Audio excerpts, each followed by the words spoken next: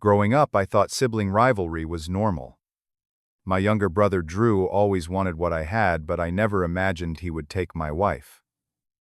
Finding out Amanda was pregnant with his baby destroyed me.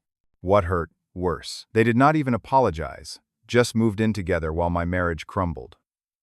Then my parents did something unexpected, disowned Drew, and left me their entire $2 million estate when they passed. Now, 2 years later, Drew is standing at my door desperate for help. Before I tell you what happened next, where are you watching from?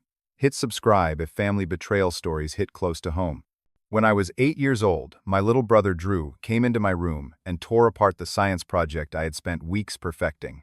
It was the first time I remember feeling that unique mixture of betrayal and rage that would become all too familiar throughout my life. At just 5 years old, Drew had already mastered the art of destroying anything I cared about.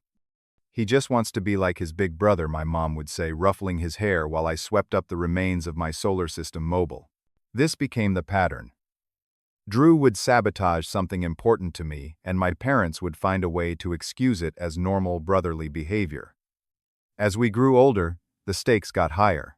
When I was 14, I made the varsity baseball team as a freshman, something that rarely happened at our high school.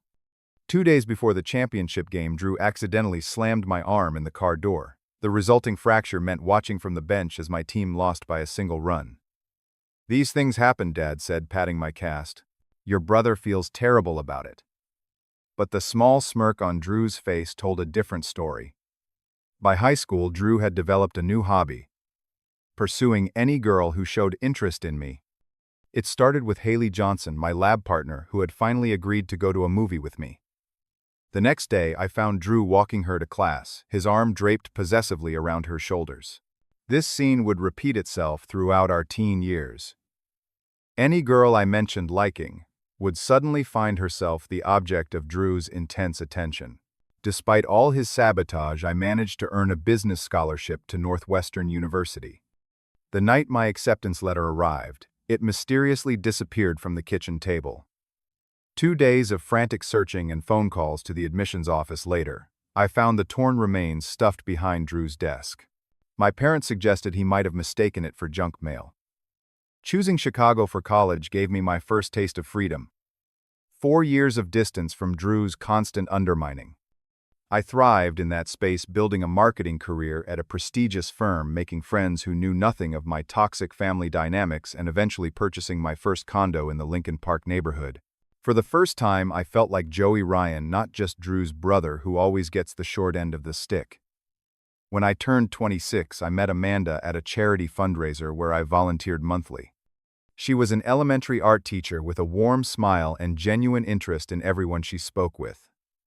After years of keeping people at arm's length, I found myself drawn to her calm, nurturing nature.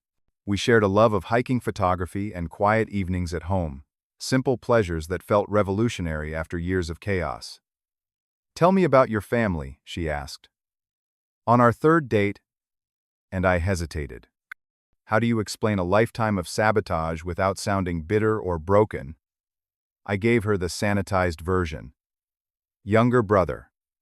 Some typical sibling rivalry, parents still together in our hometown. I did not mention the knot in my stomach at the thought of ever introducing her to Drew. Amanda had her own refreshing lack of family drama. An only child raised by practical, loving parents who fully supported her choice to teach rather than pursue a more lucrative career. The contrast with my own family dynamic was stark and appealing. After a year of dating, I proposed during a sunrise hike along Lake Michigan. Her tearful yes marked what I believed would be the beginning of a life free from Drew's interference. How naive that seems now. We married in a small ceremony with close friends and family. Drew predictably used his best man toast to make inappropriate comments about Amanda's appearance that left her blushing for all the wrong reasons. Several guests approached me later, asking if everything was okay between us. Amanda and I purchased a suburban home with room for the children we planned to have. My career continued its upward trajectory, though a promotion required bi-monthly business trips to New York. Amanda seemed content with our lifestyle, keeping busy with her teaching and local art classes while I was away. The first crack in our foundation appeared when Drew announced he was moving to Chicago after another failed job in our hometown. My parents immediately suggested I help him get established in the city. Despite my reservations, I gave him contacts at a few marketing agencies and recommended an apartment building several neighborhoods away from ours. "It will be nice to have family nearby," Amanda said, surprising me with her positive reaction. I had expected her to share my wariness after Drew's behavior at our wedding and subsequent family gatherings. When my trips to New York became regular, Drew began offering to check on Amanda while I was away. I declined politely, explaining that our neighbor Mrs. Benson already collected our mail and kept an eye on things. Somehow, Drew started showing up anyway. "He just stopped by to fix that leaky faucet," Amanda explained after one trip. "It was actually really helpful." Little things started disappearing from our house. My favorite watch, a signed baseball, small items I might not immediately notice. When I mentioned it to Amanda, she suggested I was becoming forgetful due to work stress. It was our friends Jackson and Tara who first raised the alarm. "We saw Amanda and Drew at that new Italian place on Michigan Avenue last night," Jackson mentioned casually. "Looked like they were having a pretty intense conversation." This was the same night Amanda had texted she was having a quiet evening at home grading papers. When I asked about it, her response was defensive and dismissive. "Am I not allowed to have dinner with your brother? Would you prefer I eat alone every time you are out of town?" The warning bells grew louder when I found Drew's jacket in our coat closet. According to Amanda, he had not visited in weeks. Her phone acquired a new password. Credit card statements showed charges at times when I was away. Nice restaurants, a hotel bar, purchases at stores, Amanda rarely mentioned. During these months, she developed a sudden interest in girls' nights that could never be verified. Friends I called had not seen her. Her stories about these evenings contained inconsistencies she would angrily attribute to my interrogations when questioned. Physical intimacy between us dwindled, with Amanda finding new excuses each time I initiated. Headaches early mornings, fatigue from work. The list grew longer as my business trips became the only time she seemed relaxed. Anxiety kept me awake during my nights in New York hotel rooms. I found myself calling home at odd hours only to reach voicemail. Drew, too, became mysteriously unavailable whenever I was out of town. After months of mounting suspicion, I planned a careful conversation with Amanda. I chose a Sunday morning, made her favorite breakfast, and calmly expressed my concerns about the growing distance between us. Her reaction was explosive. "You are just jealous of your brother's success," she shouted. Though Drew had been between jobs for months. "This paranoia is exactly why I cannot talk to you anymore." When I called Drew to discuss the situation, his dismissive laugh cut deep. "You are imagining things, bro. Maybe you need to work less and pay more attention to your wife." Amanda suggested I needed therapy for my paranoia, a term that came up repeatedly when I questioned inconsistencies in her stories. The gaslighting became so effective that I began doubting my own perceptions. It took a chance encounter to confirm what I had feared.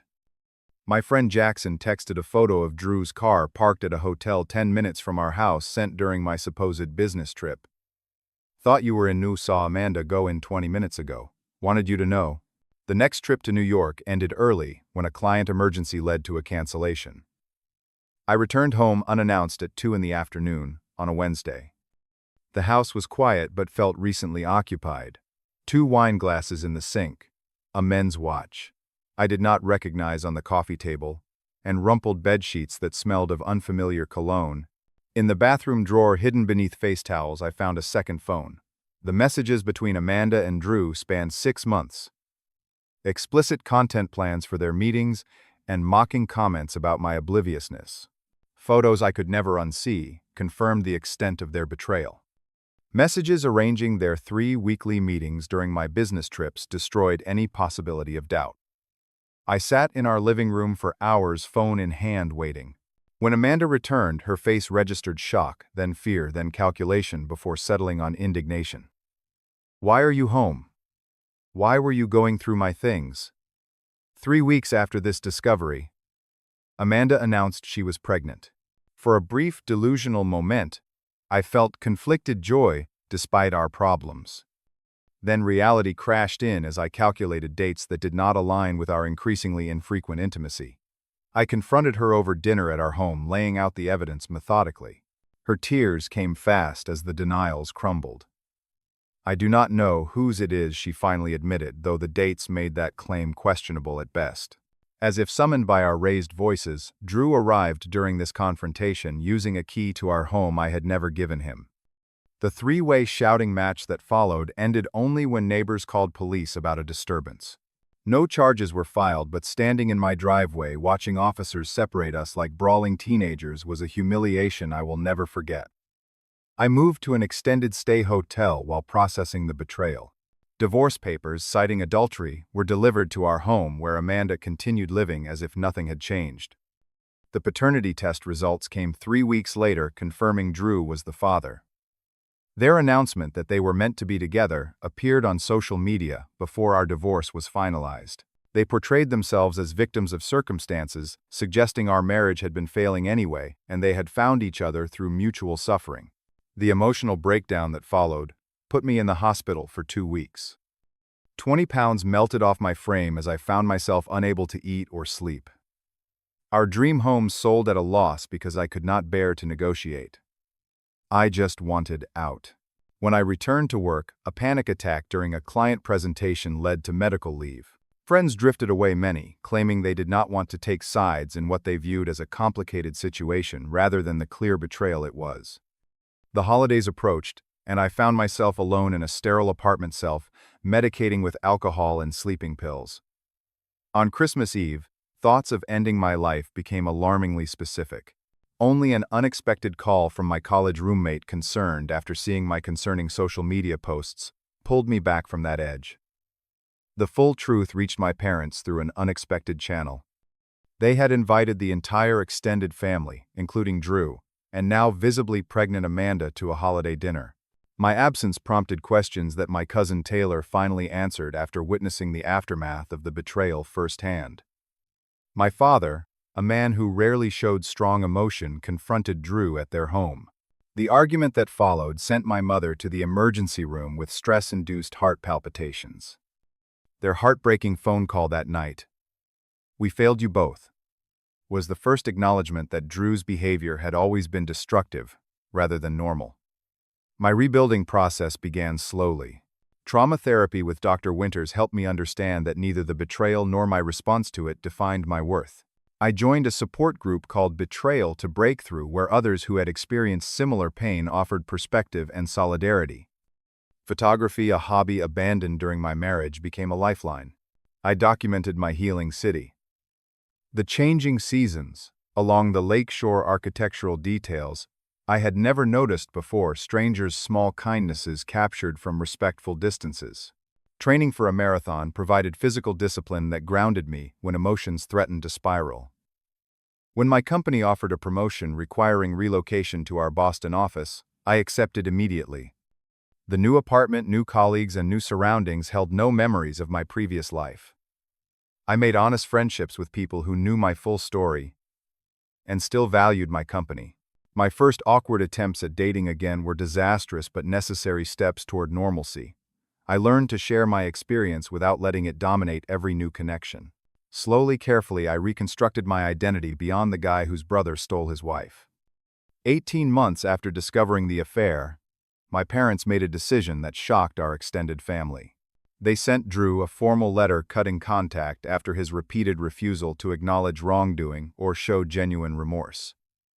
Drew had expected their eventual forgiveness, as had always been the pattern. This time, something had fundamentally changed.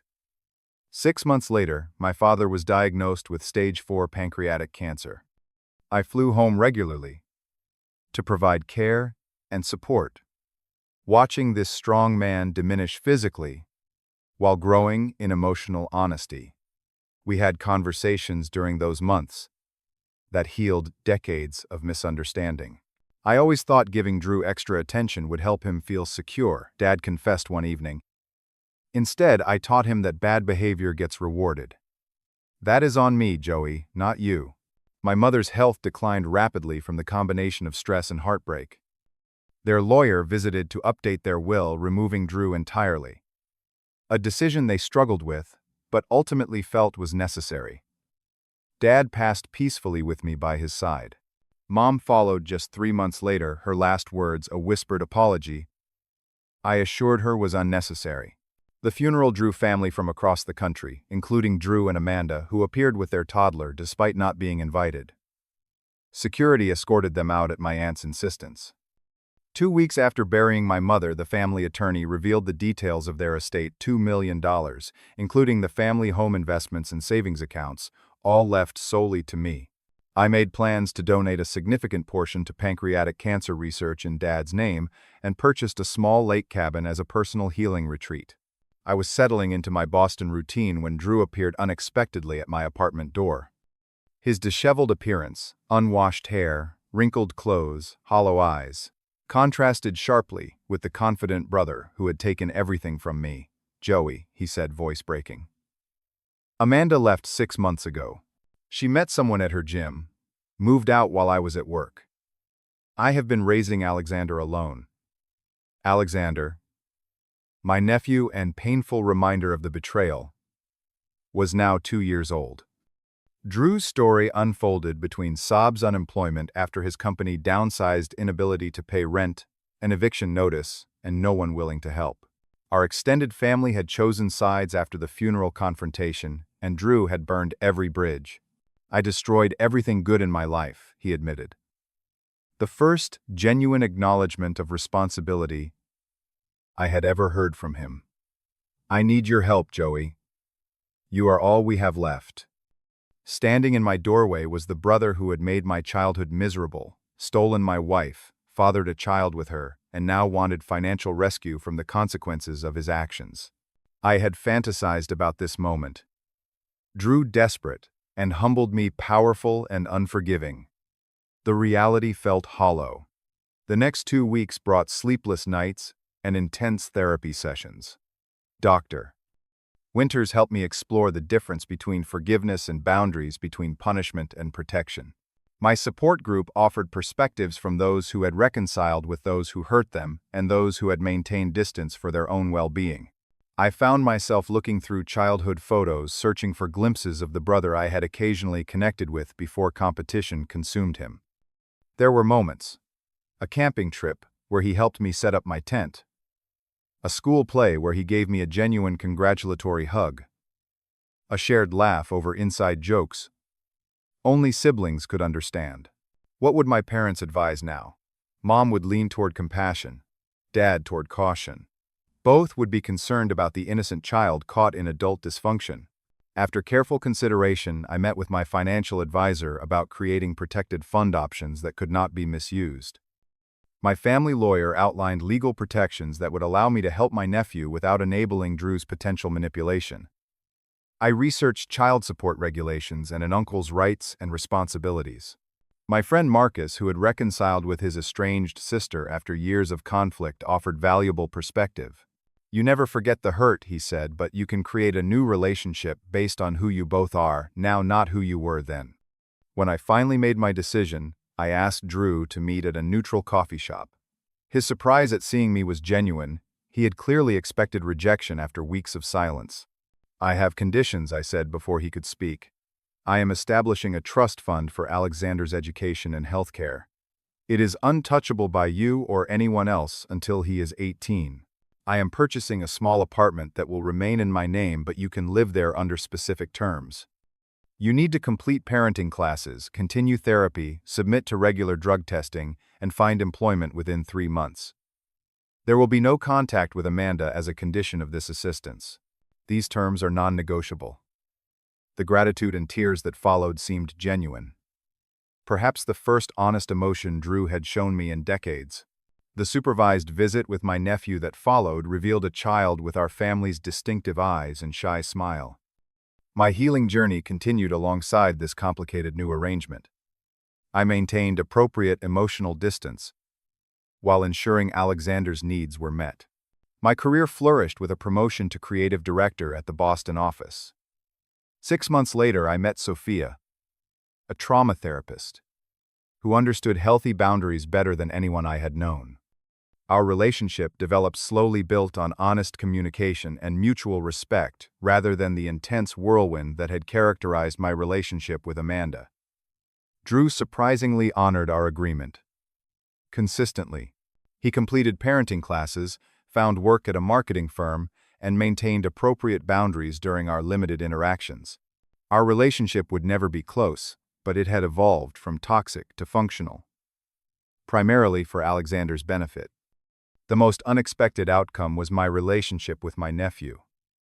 During monthly visits, we developed a genuine connection untainted by the complicated history between his father and me. His innocent affection healed parts of me I thought permanently damaged. Looking back on this journey from betrayal to recovery, I understand now that forgiveness was never about excusing Drew's actions. It was about freeing myself from the consuming anger that threatened to define my future. Learning to trust my instincts when something feels wrong saved me from repeating old patterns. Family, I discovered, is not just about blood connections, but about chosen relationships built on mutual respect and care. The tragedy that seemed destined to destroy me instead revealed a resilience I never knew I possessed. Today, I find purpose in mentoring others through betrayal and loss. My relationship with Sophia continues to grow stronger, built on a foundation of honesty neither of us takes for granted. New traditions with Alexander honor my parents' memory while creating positive associations for his future. I will never be grateful for the betrayal that upended my life, but I have built something more authentic and meaningful from its ruins. That perhaps is the greatest revenge, not destruction, but creation. Have you ever had to decide between cutting someone toxic from your life completely or establishing firm boundaries to allow some contact? What influenced your decision? Share your thoughts in the comments below. And if this story resonated with you, please hit like and subscribe to hear more real-life experiences about overcoming betrayal and building a stronger life afterward. Thank you for listening, and remember, sometimes the most painful chapters lead to the most beautiful transformations.